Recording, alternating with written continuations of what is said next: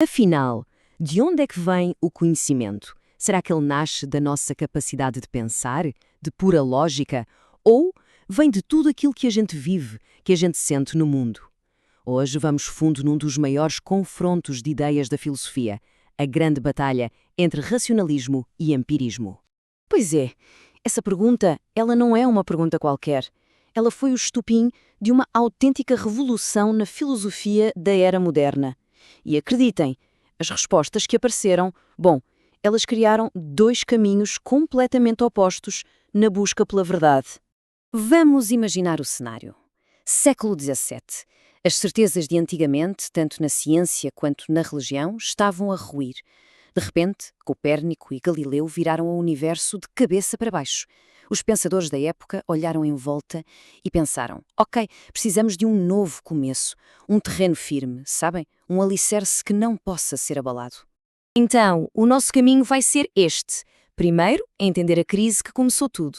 Depois, conhecer os nossos dois gigantes da filosofia. Aí, vamos colocá-los frente a frente e, no final, ver o que ficou de todo esse debate.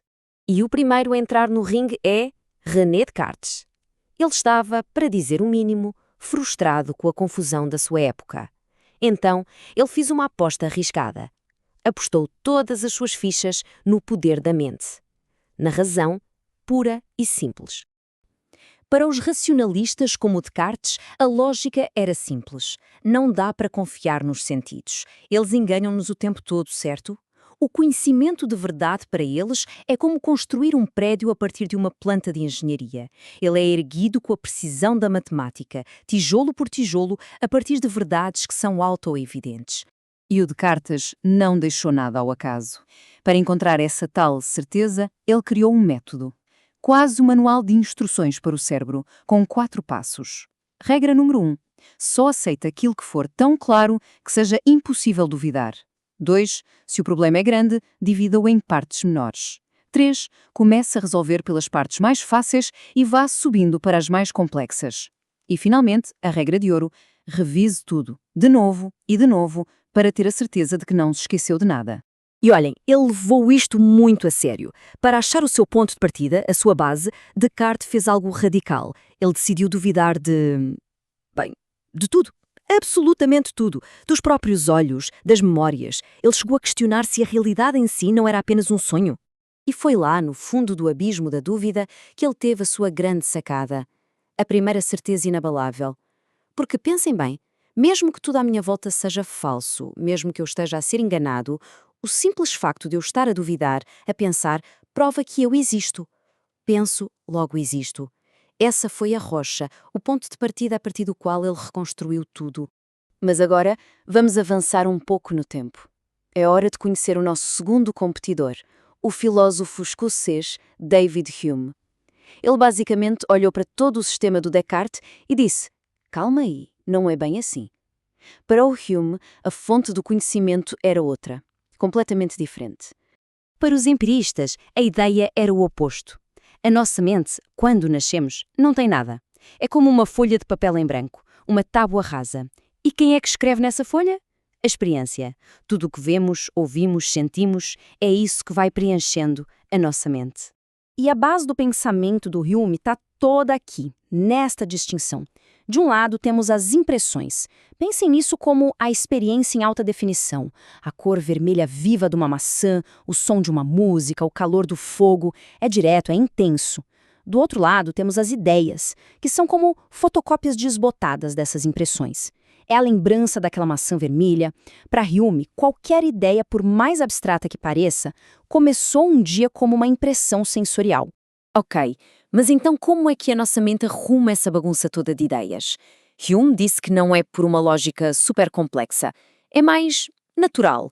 A nossa mente simplesmente associa as coisas. Tipo, por semelhança. Uma fotografia faz-nos lembrar da pessoa. Por proximidade.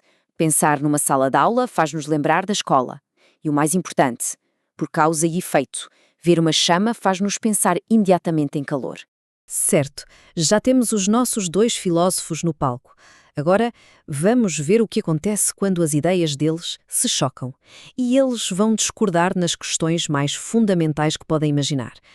E esta tabela aqui resume tudo de forma perfeita. Olhem só a diferença. Origem do conhecimento. Para Descartes, a razão. Para Hume, a experiência. O que é o eu? Para Descartes, uma alma, uma coisa estável. Para Hume, é só um amontoado de percepções a mudar o tempo todo. E a tal da causalidade? Para um é uma verdade lógica, para o outro, bem, a história é bem outra. Então, o ponto-chave é este mesmo. Se o Descartes olhasse para dentro de si, ele encontraria um eu, sólido, uma entidade pensante, quase como o capitão de um navio. Agora, se o Hume fizesse a mesma coisa, ele não ia encontrar capitão nenhum, ele só veria o fluxo constante de pensamentos, sensações, sentimentos, a tripulação a correr de um lado para o outro. Para ele não existe um centro fixo, um eu permanente.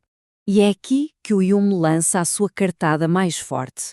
Um ataque que, acreditem, abalou as bases não só da filosofia, mas da própria ciência. Vamos falar da sua crítica à ideia de causa e efeito. Imaginem uma mesa bilhar. A gente vê o evento A, a bola branca a rolar em direção à vermelha. Depois, vemos o evento B, a bola vermelha a mexer-se depois do impacto. Vemos isto 1, 2, 1000 vezes. E a nossa mente, claro, tira uma conclusão. É aqui que entra a genialidade do Hume. Ele pergunta, ok, mas exatamente onde é que nós vemos a causa? Parem para pensar. Nós vemos uma bola a mexer-se, vemos o toque, vemos a outra bola a mexer-se, mas nós nunca vemos a força, a cola invisível, a tal conexão necessária que liga uma coisa à outra. O que a gente vê é só uma coisa acontecer depois da outra. E a conclusão dele é bombástica. A nossa crença de que A causa B não vem da razão, nem de algo que a gente observa diretamente no mundo. É simplesmente um hábito da nossa mente, uma expectativa que se forma porque vimos a mesma coisa acontecer várias e várias vezes. No fundo, para o Hume, causa e efeito é um sentimento, uma crença forte, mas não uma prova lógica. Então, no final das contas, quem ganhou o debate? Descartes ou Hume? A verdade é que a resposta não é tão simples.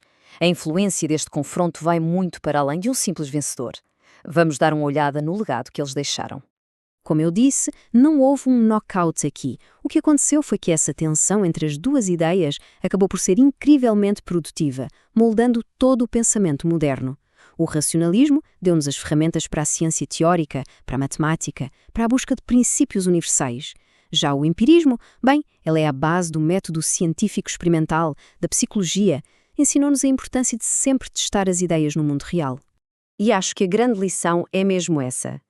Não se trata de escolher um lado, mas sim de entender a importância dos dois. Descartes ensinou-nos a valorizar o poder e o rigor da razão. Mas Hume veio logo a seguir para nos dar um banho de humildade, lembrando-nos que no final do dia, todo o nosso conhecimento começa e termina no mundo da experiência. E essa é a pergunta que fica a ecoar até hoje, não é? Na nossa própria vida, quando tomamos uma decisão, o que é que pesa mais? É a razão fria e calculista a ditar as regras? Ou será que somos guiados pela força invisível dos nossos hábitos, das nossas crenças, de tudo o que já vivemos? No fim de contas, este grande debate da filosofia continua bem vivo, todos os dias, dentro de cada um de nós.